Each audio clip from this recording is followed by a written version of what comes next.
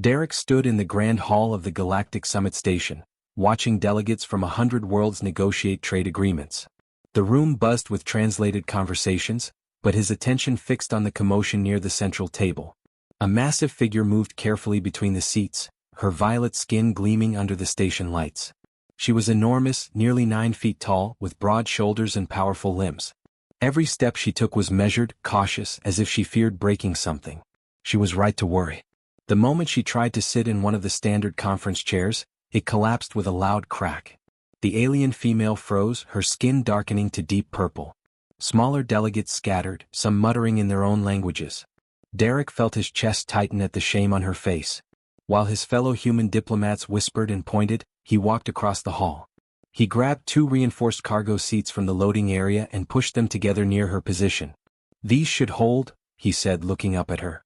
"They're rated for equipment transport." The alien female stared down at him. Derek barely reached her chest in height, but he met her golden eyes without flinching. Something flickered in her gaze, surprise mixed with gratitude. "Thank you," she said softly, her voice rich and melodic. "I am Kael'thara of the Vorath delegation." "Derek Thompson, Earth Diplomatic Corps," he replied with a smile. "Nice to meet you." She settled carefully onto the reinforced seats and the session continued. Derek found himself glancing her way throughout the day. Kael'thara spoke little, but when she did, her words were precise and intelligent. She solved a complicated trade dispute between 2 aggressive species in under an hour, proposing a solution so elegant that both sides agreed immediately. After the session ended, Derek saw her leaving alone. Most delegates traveled in groups, but Kael'thara walked by herself, her head slightly bowed. Over the next few days, Derek learned more about the Vorath. Their males were slender and graceful, averaging around 6 feet tall. Their females varied wildly in size. The smaller ones, around 6.5 feet, were considered beautiful and desirable. But females like Kael'thara, who grew to 8 or 9 feet, were viewed differently. Derek discovered this by accident when he mentioned Kael'thara to a Vorath male delegate. "Ah yes, Kael'thara," the male said with a dismissive wave. "Very intelligent, of course. Such females must focus on careers, you understand. They are not suitable for other aspects of life." "What do you mean?" Derek asked, confused. "She is too large," the male explained as if it were obvious. "No Vorath male would choose such a mate. They cannot bear children safely.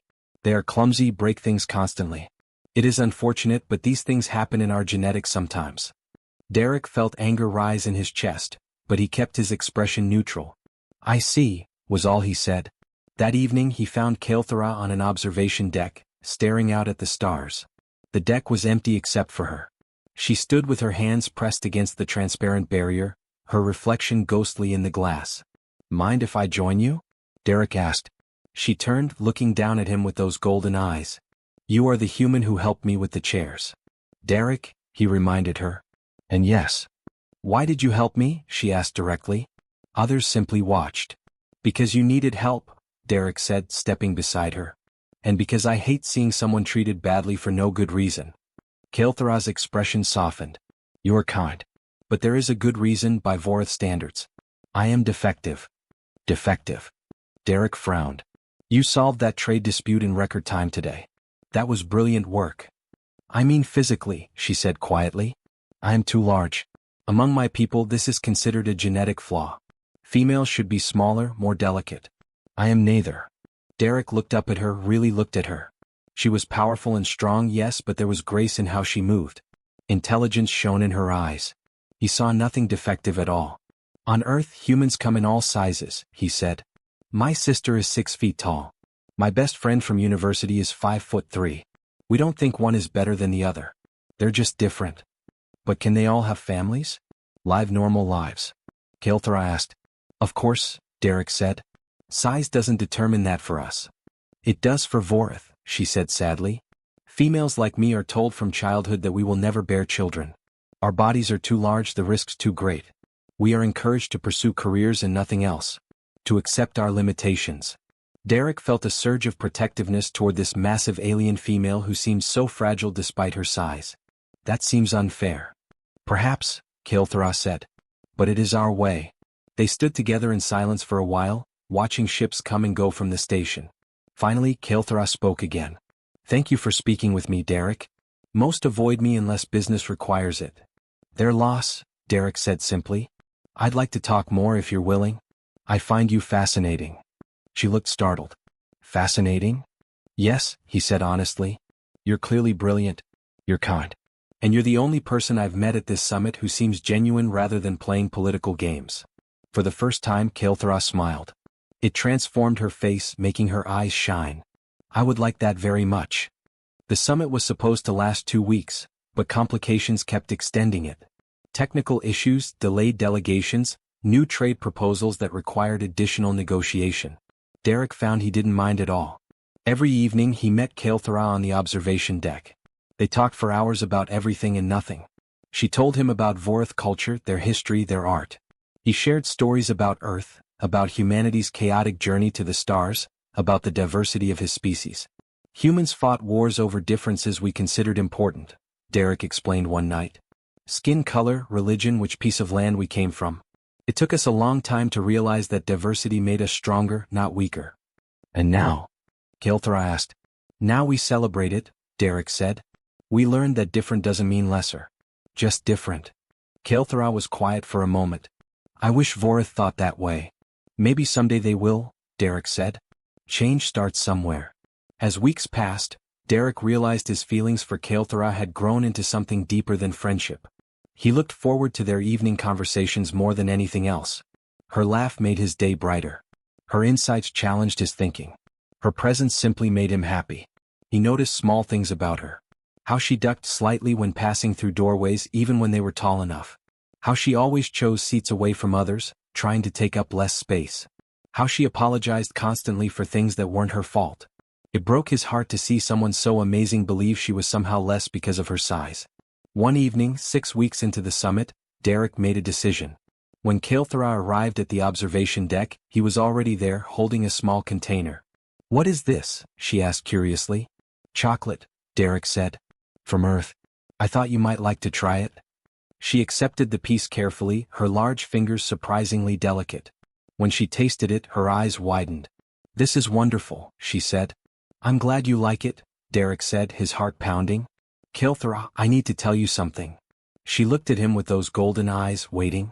I think you're amazing, Derek said. Not despite your size, not ignoring it. Just you as you are. You're the most interesting person I've met in years. And I'd like to spend more time with you. Much more time. Kael'thara stared at him, her expression unreadable. Then slowly, impossibly she smiled. The weeks that followed were the happiest of Derek's life. He and Kael'thara spent every free moment together, exploring the station, sharing meals, talking until the artificial night cycle forced them to rest.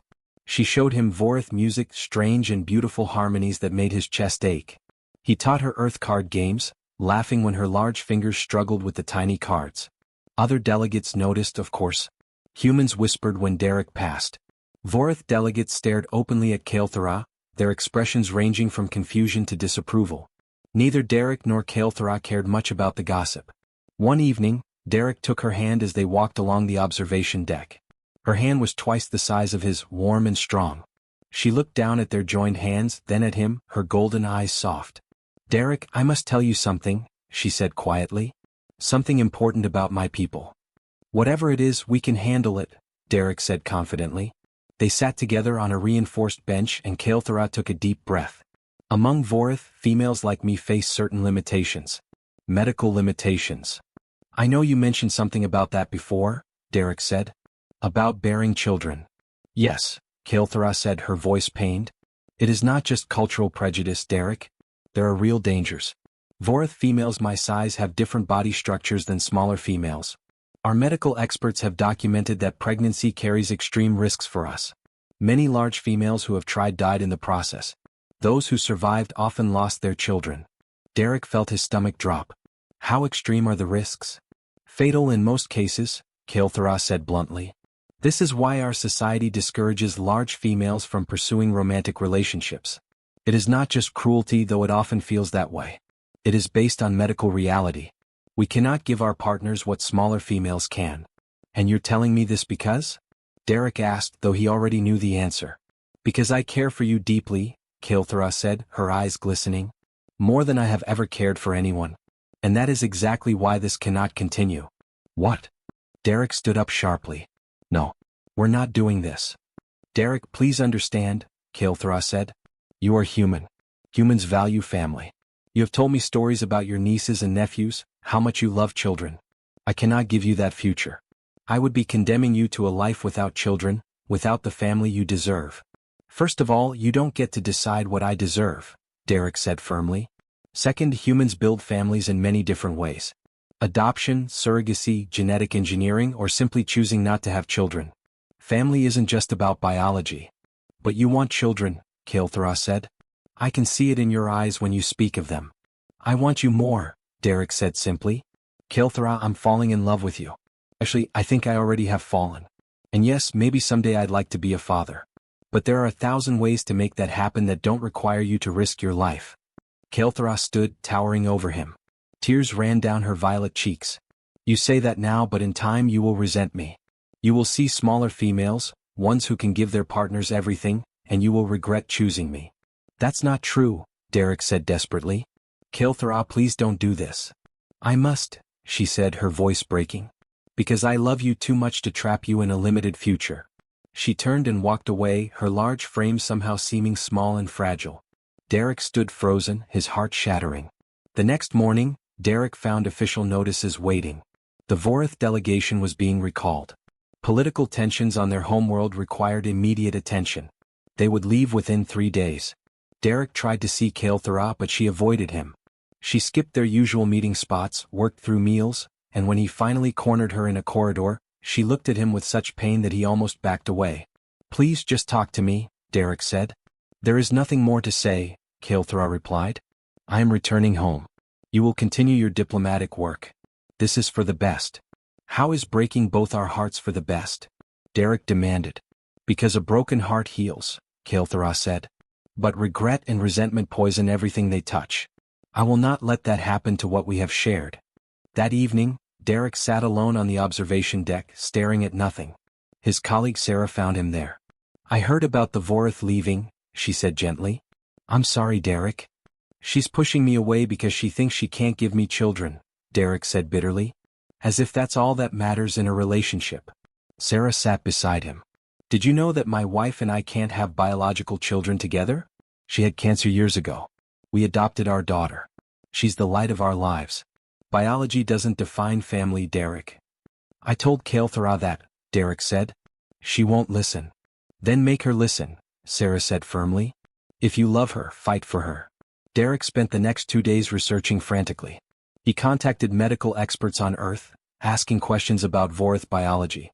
He read every scientific paper available about cross-species relationships. He learned about reproductive technologies, genetic adaptation, and medical advancements. What he discovered gave him hope.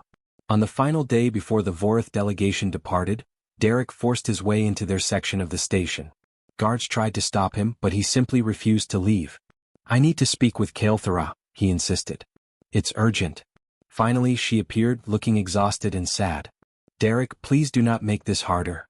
I've been researching, Derek said quickly. Human medical technology is different from Vorath medicine. We've solved problems you consider impossible. We have techniques for genetic compatibility, for managing high-risk pregnancies, for alternatives to traditional childbearing. Your doctors say it's impossible for you to have children safely, but they're basing that on Vorath medicine alone. Kael'thara stared at him. What are you saying? I'm saying maybe your medical experts are wrong, Derek said. Or at least maybe they don't have all the answers. Human science has done incredible things. We've helped species with far worse compatibility issues than yours. Why not at least explore the possibility before you throw away everything we have? Derek, I cannot build my hopes on a maybe, Kael'thara said, her voice trembling. I'm not asking you to, Derek said. I'm asking you to build your hopes on us. On the fact that we love each other. On the fact that humans don't give up when something seems impossible. We find a way. Let me try to find a way for us. Kael'thara closed her eyes, tears streaming down her face. And if there is no way? If human medicine cannot help? Then we build a different future, Derek said. Together. Because I would rather have a lifetime with you and no children than a lifetime with anyone else and a dozen kids. You are what I choose, Kael'thara. You are who I want. My people will not approve, she whispered. Since when do you care what they think? Derek challenged gently. You've spent your whole life being told you're not good enough because of your size. Don't let them take away your happiness too. Kael'thara opened her eyes and looked at him. Really looked at him. This small human male who refused to give up, who saw her as perfect when everyone else saw her as flawed. I am afraid, she admitted. Me too, Derek said. But I'm more afraid of losing you. Kael'thara reached down and took his hand in hers. Then we face this fear together. The message arrived 3 days after Derek and Kael'thara decided to stay together. It came through official Vorath diplomatic channels, marked urgent and requiring immediate response. Kael'thara read it in her quarters while Derek waited outside. When she emerged, her face was pale, her golden eyes dim. What is it? Derek asked, already fearing the answer. The Vorath High Council has formally requested my return, she said quietly. They have heard about our relationship. They are not pleased. They can't just order you home, Derek said. You're an adult. You can make your own choices. Kael'thara gave him a sad smile. Among my people, family and governmental authority carry great weight. This is not a request I can simply ignore. They have summoned me to appear before the council to explain my actions. Then I'll come with you, Derek said immediately. No, Kael'thara said firmly. That would make things worse. The council already views this relationship as inappropriate. A human appearing with me would be seen as defiance. Derek felt frustration building in his chest. So what do we do? I must go home, Kael'thara said. I must speak with the council. Perhaps I can make them understand. But Derek could see the doubt in her eyes. She didn't believe they would understand at all. 2 days later, Derek received his own summons. Ambassador Patricia Walsh, the head of Earth's diplomatic mission, requested his immediate presence in her office. He knew it wouldn't be good news. Derek, sit down, Ambassador Walsh said, her expression serious. We need to discuss your relationship with the Vorath delegate. With all respect, Ambassador, my personal life is my own business, Derek said. Normally I would agree, Walsh replied. But this situation has become diplomatic. The Vorath government has contacted us. They're concerned that you're taking advantage of one of their citizens. Derek's jaw dropped. Taking advantage? That's insane. We care about each other. I believe you, Walsh said. But the Vorath see it differently. They view Kael'thara as vulnerable due to her size classification. They think you're exploiting her emotional isolation. That's not what's happening, Derek said angrily. I know, Walsh said gently. But Derek, you need to understand the political reality here. Earth is negotiating crucial trade agreements with the Vorath Consortium. They control access to rare minerals we desperately need for our colony expansion. If we antagonize them over a personal relationship, it could damage decades of diplomatic progress. Derek felt his blood run cold. You're asking me to end things with Kael'thara. I'm asking you to consider the bigger picture, Walsh said carefully. Thousands of humans depend on these trade agreements. Our colonies need those resources. Can you really put your personal happiness above their survival? That's not fair, Derek said quietly. I know it's not, Walsh admitted. But that's the position we're in. The Vorath have made it clear that they view this relationship as a significant problem. If you continue, it will impact our negotiations. Derek left the office feeling sick. He went directly to find Kael'thara, but she was already packing her belongings. Her departure had been moved up. She would leave tomorrow. They got to you too, Derek said, seeing her face. Kael'thara nodded. My family contacted me directly. My mother, my sister, even my childhood teacher. All begging me to end this before I embarrass our family further. They say I am being selfish, thinking only of myself rather than my duty to our people. What did you tell them? Derek asked. I told them I needed time to think, Kael'thara said. But Derek, perhaps they are right. Perhaps we are being selfish. How is wanting to be happy selfish? Derek demanded. Because our happiness comes at a cost to others, Kael'thara said. Your people need trade agreements with mine. My people view this relationship as shameful. If we continue, we damage both our world's interests. So we just give up? Derek said. Just like that. Kael'thara turned to face him and Derek saw tears on her cheeks. I have been thinking about what you said. About human medicine, about finding solutions. But Derek, even if human doctors could help me, would my people accept it? Would they allow me to use alien technology to circumvent what they see as natural limitations? We won't know unless we try, Derek argued. And while we try, while we fight this battle, what happens to our people? Kael'thara asked. Your colonies suffer without resources. My family endures shame and political consequences. Is our love worth all that pain? Yes, Derek said desperately. Love is always worth fighting for. Kael'thara walked to him and knelt down so they were eye level. She cupped his face in her large hands, gently, tenderly. I love you, Derek Thompson, she said softly. I love you more than I have ever loved anyone. You showed me that I could be valued for who I am, not judged for what I cannot be. You gave me hope when I had none. Then don't leave, Derek pleaded. I must, Kael'thara said, tears falling freely now.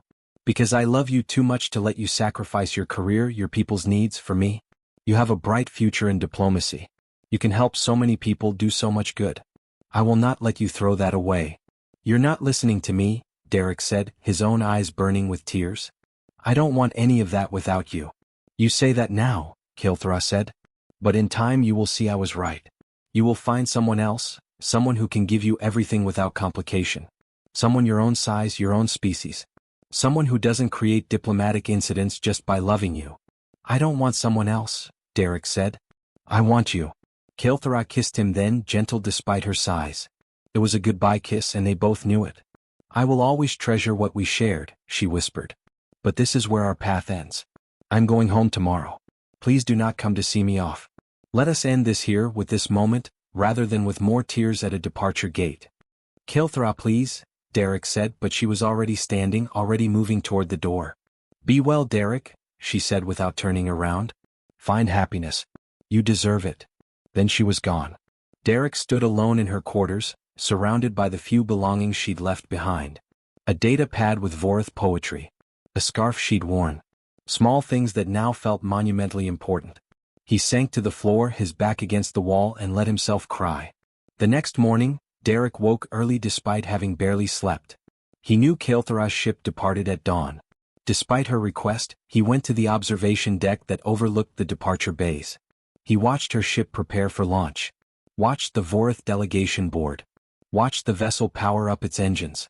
Ambassador Walsh found him there. I'm sorry, Derek, she said quietly. I truly am. She thinks she's protecting me, Derek said, his voice hollow. Protecting everyone. She's so used to making herself smaller, to believing she doesn't deserve happiness, that she can't see this is wrong. Maybe she'll change her mind, Walsh offered. No, Derek said. She's convinced this is the right choice. Convinced she's not worth the trouble. The ship launched, its engines flaring bright against the dark of space. Derek watched it grow smaller and smaller until it vanished into the distance. What will you do now? Walsh asked. Derek was quiet for a long moment. Then he straightened his shoulders and turned to face her. I'm going to prove her wrong, he said. She thinks there's no solution, no way forward. She thinks she has to sacrifice our happiness for everyone else's good. But she's wrong. Derek, the political situation. I don't care about the political situation, Derek interrupted. I care about the woman I love who's been told her whole life that she doesn't matter. Someone needs to show her she does. And that someone is me. Walsh studied his face. What are you planning? I'm going to find a solution, Derek said. A real one. I'm going to prove that human medicine can help Vorath females like Kael'thara. And then I'm going to her homeworld and I'm going to show her that she was wrong to give up on us. That could take months. Years, Walsh said.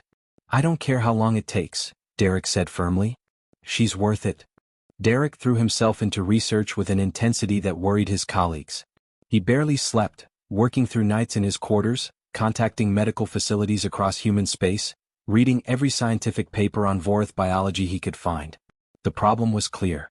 Vorath females of Kael'thara's size had a different skeletal and muscular structure than smaller females. According to Vorath medical texts, their bodies couldn't safely support pregnancy.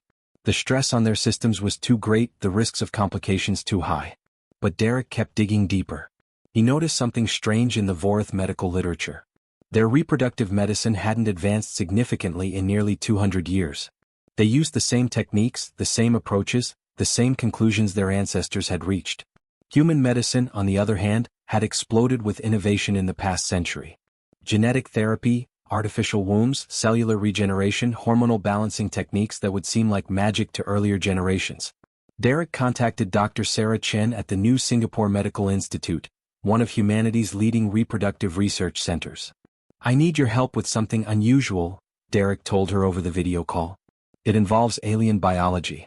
Dr. Chin raised an eyebrow. I'm listening. Derek explained the situation, sending her all the Vorath medical data he'd collected. Dr. Chin spent 3 days reviewing it before calling him back. This is fascinating, she said, her eyes bright with scientific curiosity. The Vorath have completely overlooked several possibilities. Their medical approach is centuries behind ours in this field. Can you help? Derek asked, his heart pounding. Potentially, Dr. Chin said carefully. But I'd need to examine an actual Vorath subject to be certain. The data you've sent is helpful, but it's all theoretical. I need biological samples, detailed scans, real information about how their bodies actually function. Derek felt his hope deflate slightly.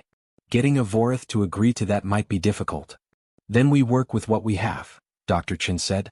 Give me 2 months. Let me assemble a team. We'll see what we can develop. Those 2 months were torture for Derek. He continued his regular diplomatic duties, but his mind was always elsewhere. He wondered what Kael'thara was doing, if she thought about him, if she regretted her choice. He tried contacting her several times, but his messages went unanswered. Finally, Dr. Chin called him back. Her expression was excited. We've developed a theoretical treatment protocol, she announced. Based on the Vorath data and our own reproductive technologies, we believe we can safely enable large Vorath females to bear children. Derek sat up straight. How? It's a combination approach, Dr. Chin explained. First, genetic therapy to strengthen specific biological pathways. Second, hormonal treatments adapted from techniques we use for high-risk human pregnancies. Third, and most importantly, temporary cellular reinforcement of skeletal and muscular structures during pregnancy. Would it work? Derek asked. In theory, absolutely, Dr. Chin said. We've run simulations based on the Vorath biological data. The success rate in our models is above 90%. But Derek, understand this is still theoretical. We won't know for certain until we can test it on an actual subject. How do we prove it to the Vorath? Derek asked. You need to present our research to their medical community, Dr. Chin said. Show them what we've discovered. If their scientists agree to collaborate, we can run proper trials. Derek made a decision that night. He requested a leave of absence from his diplomatic posting.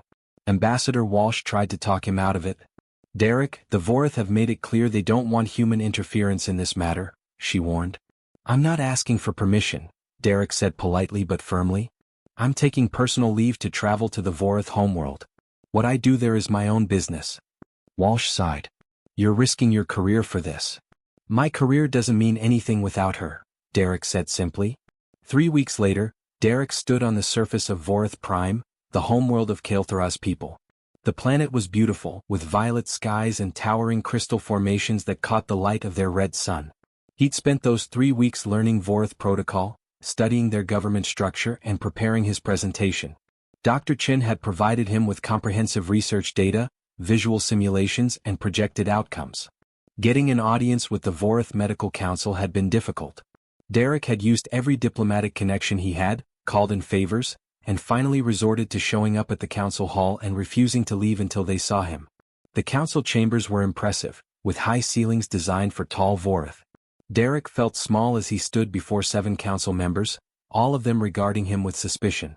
Human Derek Thompson, the head counselor said, her voice cold. You have persistently requested this audience. Speak your purpose. Honored council, Derek began, his voice steady despite his nerves. I come with information that could change the lives of thousands of Vorath females. Your medical establishment has long held that large females cannot safely bear children. I believe this conclusion is incorrect. Murmurs ran through the council. One male counselor leaned forward. You dare question centuries of Vorath medical knowledge?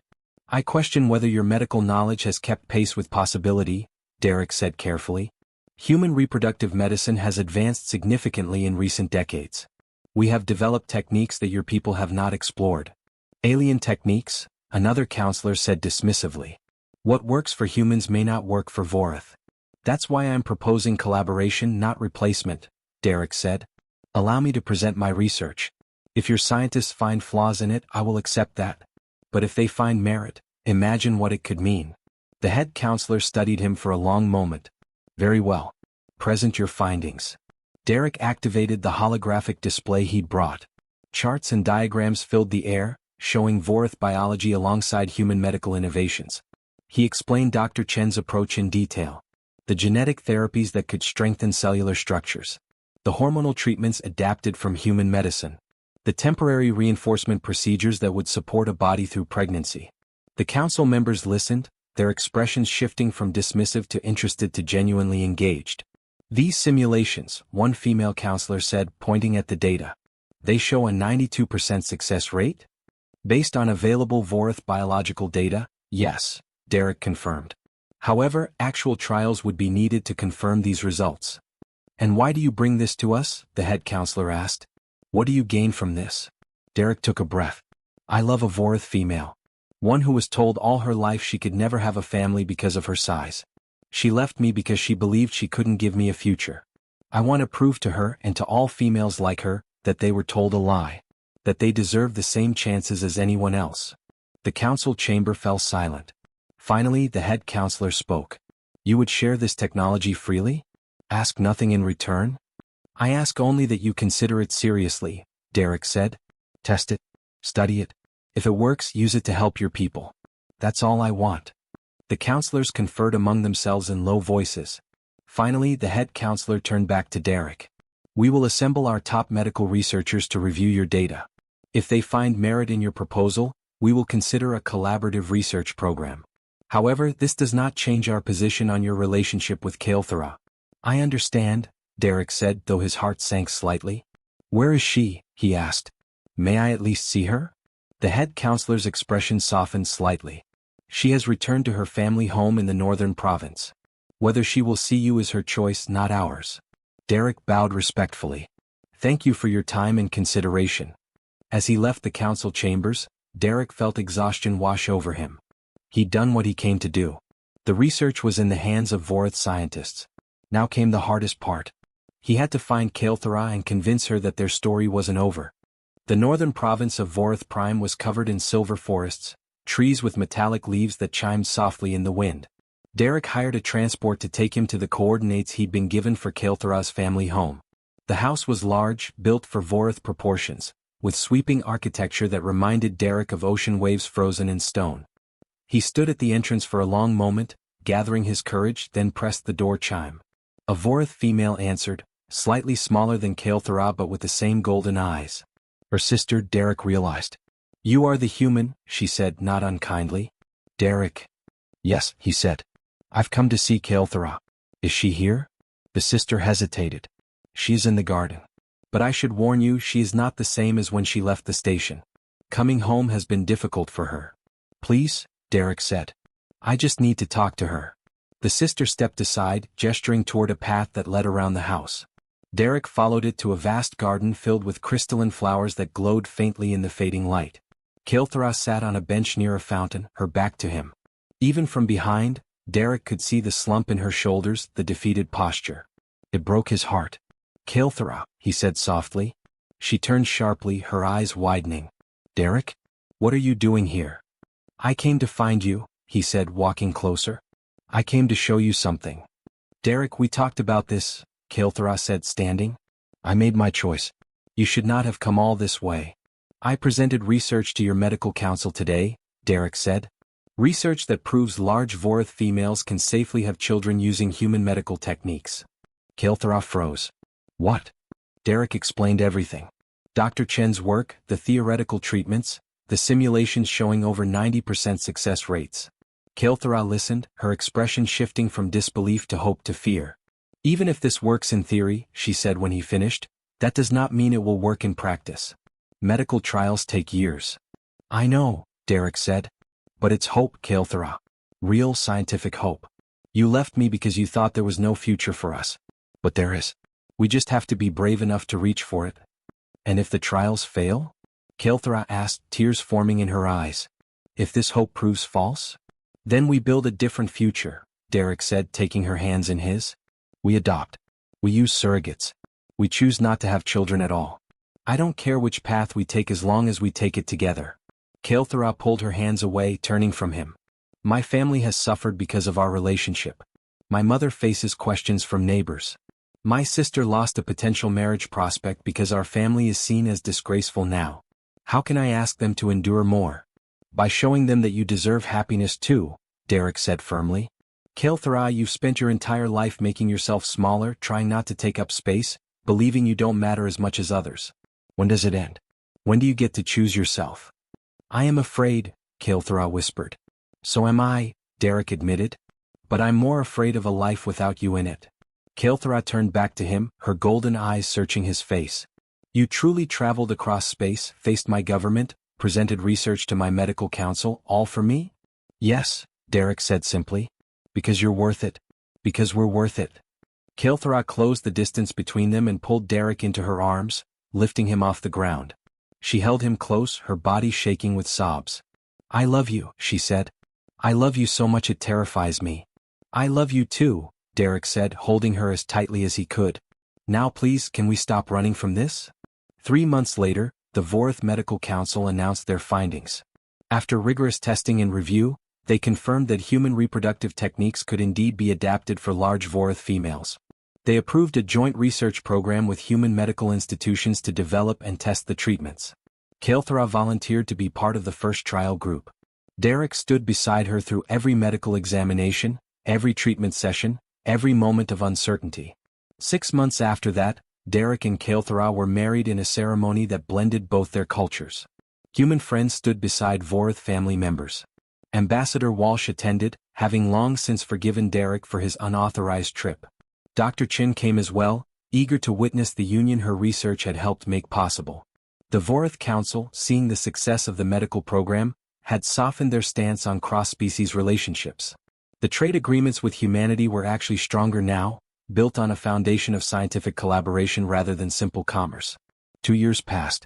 Derek and Kael'thara built a life together, splitting time between Earth and Vorath Prime. Kael'thara continued her diplomatic work, now focused on cultural exchange programs. Derek joined her, helping bridge understanding between their peoples. And then came the day that changed everything. Kael'thara stood in their home, holding a small medical scanner, her hands trembling. Derek had just returned from a meeting when he saw her face. What is it? He asked, concerned. I'm pregnant, Kael'thara whispered. The treatments worked. Derek, I'm pregnant. Derek felt his knees go weak. He sat down heavily, staring at her in wonder. Are you sure? The doctors confirmed it this morning, Kael'thara said, sitting beside him. They say everything looks healthy. The reinforcement treatments are working perfectly. Derek, we're going to have a baby. They held each other and cried, overwhelmed by joy and relief and the weight of what this meant. The pregnancy was carefully monitored. Dr. Chin herself oversaw Kael'thara's care, working with Vorath physicians to ensure everything progressed safely. The medical collaboration became a model for other species to follow. News of the pregnancy spread across both worlds. Large Vorath females who had given up hope began inquiring about the treatments. The program expanded, offering new possibilities to thousands. 9 months later, in a hospital room designed to accommodate both human and Vorath medical teams, Kael'thara gave birth to a daughter. The baby was perfect. She had her mother's golden eyes and her father's brown hair. She was larger than a human infant but smaller than a pure Vorath baby. She was something new, something beautiful, something that proved love could transcend any boundary. They named her Hope. Derek held his daughter for the first time, marveling at her tiny fingers, her curious gaze, the miracle of her existence. Kael'thara watched them both, exhausted but radiant with happiness. We did it, she said softly. You did it, Derek corrected. You were brave enough to try. 5 years later, Derek stood in the same garden where he'd found Kael'thara that day on Vorath Prime. But now he wasn't alone. Hope ran through the crystal flowers, laughing as her mother chased her. At 5 years old, she was bright and curious, asking endless questions about both her heritages. The garden had become a gathering place for their extended family. Derek's parents had visited from Earth. Kael'thara's sister had married and had her own children. The families blended together, sharing meals and stories and love. The medical program had helped over 3,000 Vorath females safely have children. The cultural stigma against large females had begun to crumble. Young Vorath girls like Kael'thara no longer grew up believing they were defective. Ambassador Walsh approached Derek as he watched his family. You've changed 2 worlds, you know, she said. Not just with the medical advances. You've changed how people think about what's possible. I just refused to accept that love wasn't enough, Derek said. That's exactly what makes it revolutionary, Walsh replied. That evening, as the red sun set over Vorath Prime, Derek sat with Kael'thara and Hope on their favorite bench. Hope was nearly asleep, curled against her mother's side. "Do you ever regret it?" Kael'thara asked quietly. "The struggle, the political battles, all the uncertainty?" Derek looked at his wife and daughter, at the life they'd built together, at the future they'd created not just for themselves but for countless others. "Not for a single moment," he said. Kael'thara smiled, that same beautiful smile he'd first seen on a space station observation deck years ago. "Neither do I." Hope stirred, opening her golden eyes. "Papa, tell me the story again. About how you and Mama proved everyone wrong." Derek laughed and pulled his daughter into his lap. "Well, it started at a diplomatic summit, where your mother accidentally broke a table." As he told the story, Kael'thara rested her head on his shoulder. Around them, the crystal flowers chimed softly in the evening breeze. 2 worlds had been changed. Thousands of lives had been touched. But more than any of that, 2 people who had been told they couldn't be together had proven that love, determination, and hope could overcome any obstacle. Their future had changed forever. And it was more beautiful than either of them had ever dared to dream.